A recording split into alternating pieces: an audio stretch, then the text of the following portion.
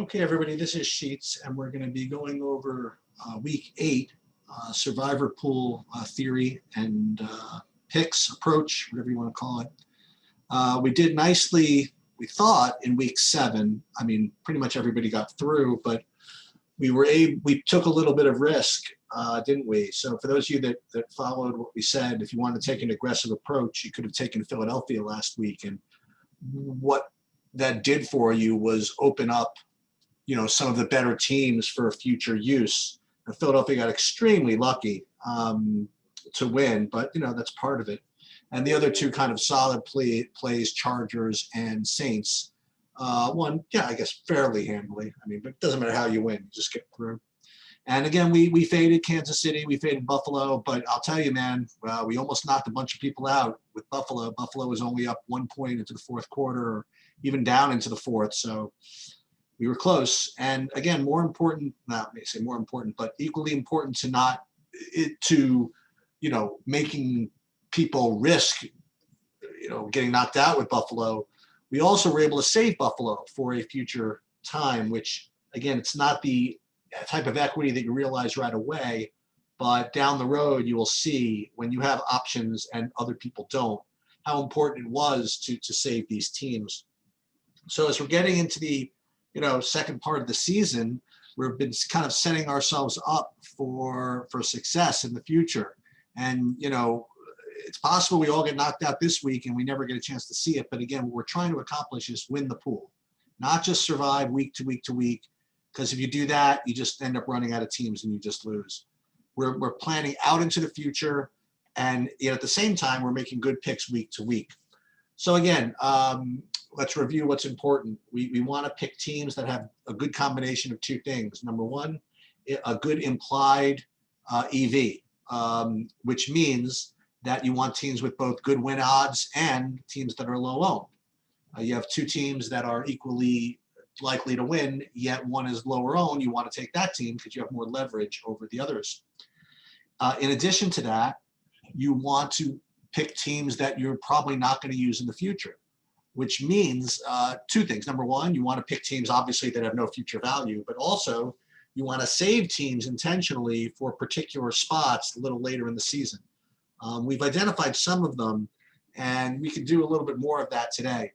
We also got extremely unlucky last week, and again, in a pretty subtle way, when the Dallas quarterback went down, Dalton, because this week was going to be a very tricky week for everybody. So like this week, you obviously have Kansas City as a 100-point favorite, so they're going to get ownership.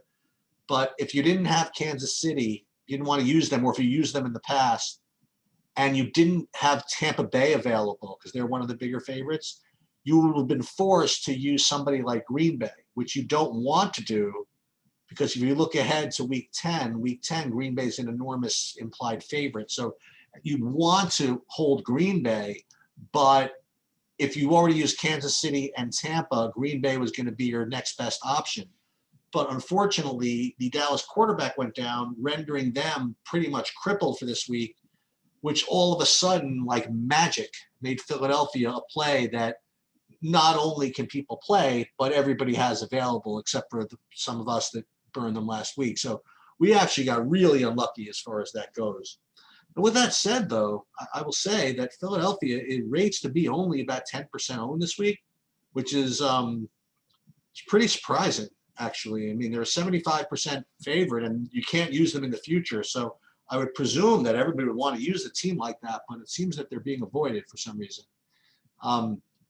So as we get into the later part of the year, I mean, my advice is going to be pretty general, because you're going to have to know yourself what you've been using and what other people have left available. But let's go through this. So again, we're going to rank these by immediate EV. And again, Survivor Grid does this for you. You create your own spreadsheet, whichever you want.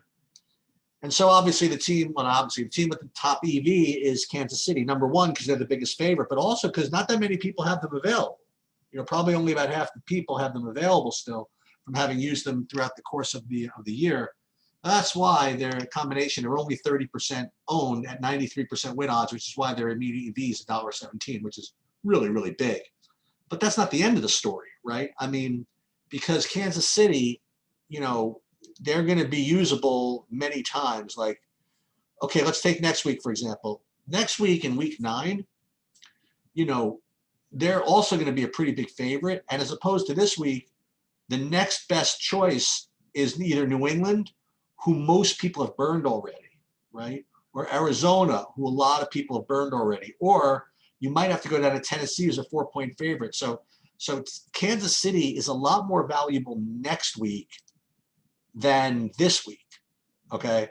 Now that's not even to say you don't have to use them next week, because it depends on what kind of pool you're in. Like if you're in like a pool that requires double picks as we get into the future, you're going to really want to use Kansas City a little later on, So you could even try to hold Kansas City for week 13 or perhaps week 14, where not only do you need to make 1 pick, but you need to take 2. So I think the combination of them being a really just kind of a much more important team to use in week 9 makes them probably avoid in week 8. Now, again, that doesn't mean they're going to lose. They're going to win. I mean, they're going to win 93% of the time. But even if they win, if you take them, it puts yourself, in kind of a weird position, kind of down the road. So I would hold off on them.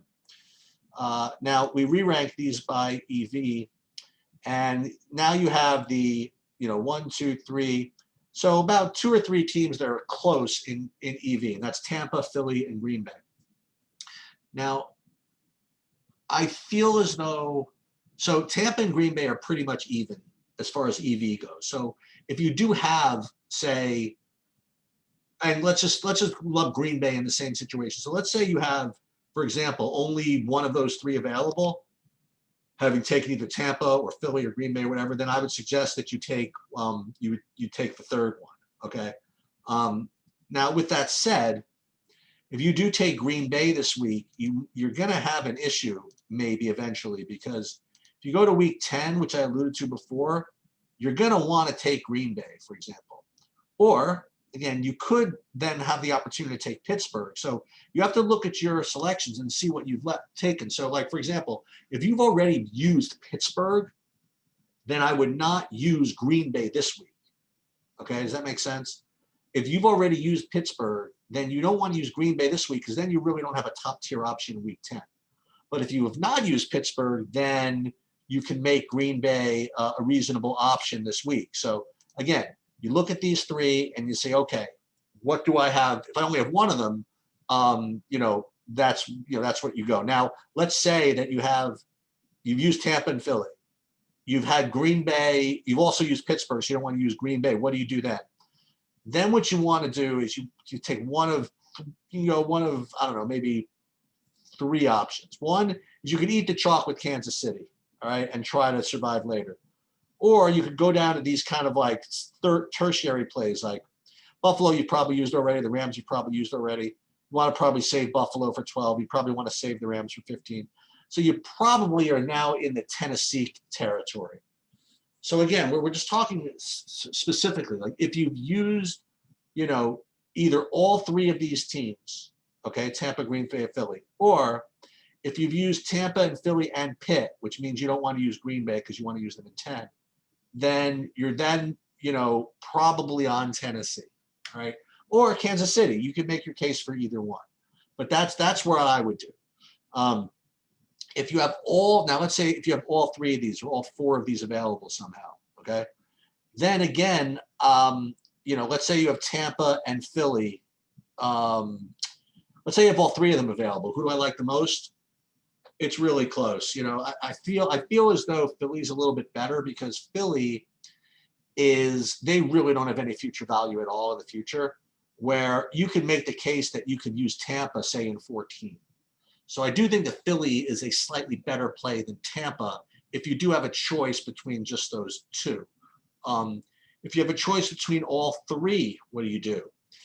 I still think that Philly, again, is probably the slightly better play, because, again, as we mentioned, we could use Green Bay in 10. We could use Tampa in 14. So I think Philly would be the best if you have all 3 available.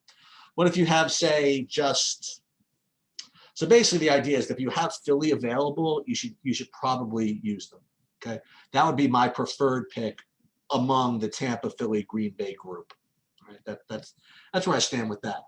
Now, I have actually in one of my pools, I kind of painted myself in a corner here because I actually have a pool where I used both Tampa and Philly, right? But fortunately, again, I didn't use Pittsburgh in that pool, so I will be probably using Green Bay, knowing that I'm going to go take in, Pittsburgh in week 10, okay? Which is fine because, again, I think Green Bay is going to be probably highly owned in week 10. So you might even be able to get a little leverage at Pittsburgh against them. So, again, I don't want to get specific in all my pools, but I have one particular one which is a little annoying that, again, for my own reasons, I used Tampa, I used Philly. I used Tampa when I didn't have to because it was COVID-free week. I could have taken anybody, but whatever. So I can't use Tampa this week, can't use Philly, don't want to use Kansas City. So it's going to be between Green Bay and I might use KC. I originally liked Tennessee a little bit, but they're slowly but surely becoming, not that great of an EV play. So I would probably make them like only on units where I have used all four of those teams. Okay, I guess that's pretty much it. That was either a lot or a little. I don't know, but hopefully you understand all that. Understand all that. And that's it. So you want to summarize? All right, we'll summarize. Kansas City is the best play as far as immediate EV goes, but you probably want to save them. So I'm probably not playing any. The only KC you would play, I got to pause this for just a second. Sorry. So again, if you used all Tampa, Philly, and Green Bay, then you could use Kansas City if you don't want to go down to Tennessee, for example. But otherwise, I would probably not use Kansas City. All right, that's pretty much it. That'll do it. Good luck in week 8.